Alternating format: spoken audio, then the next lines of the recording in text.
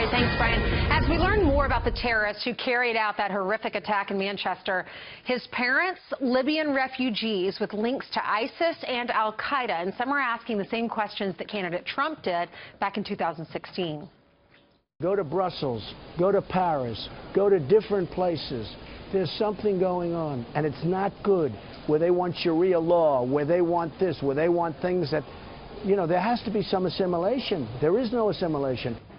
So why are refugees having such a hard time assimilating to their new cultures? And does this make the world vulnerable? Joining us now to discuss this is Asra Nomani. Thank you so much, Asra, for being here and for talking about this. First of all, before we get into assimilation and not assimilation, what is your story? Tell the folks at home what you've been through. Yeah, my story is a story of assimilation. I came to this country, the United States, at the age of 4 in the summer of 1969. My mother had grown up wearing the face veil, so we came from a very conservative interpretation of Islam. I knew no English. We lived in converted World War II barracks on the campus of Rutgers University, turned on the lights and had to wait for the cockroaches to run away to their hiding places. So we had, you know, economic hardship. We had the issues of language.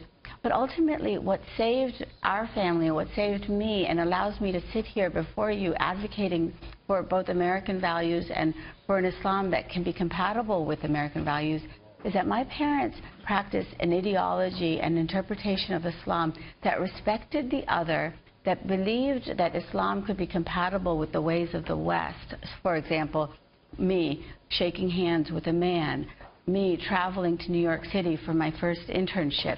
It was my father who drove me on Interstate 68 to drop me off in Manhattan for my summer internship when I was 18.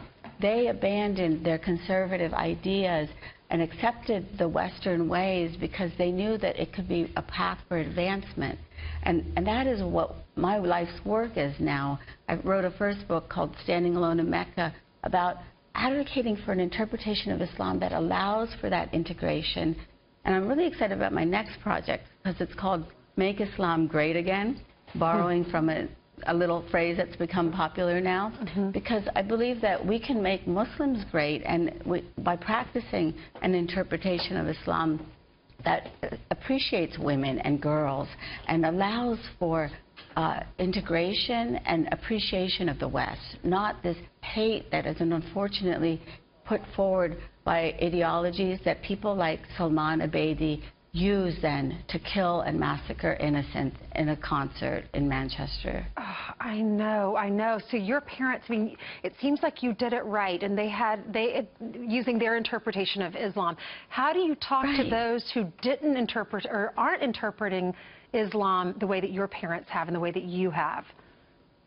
Well, the central thesis of this idea of Make Islam Great Again is that there was once a time when Islam actually promoted critical thinking and real rational thought.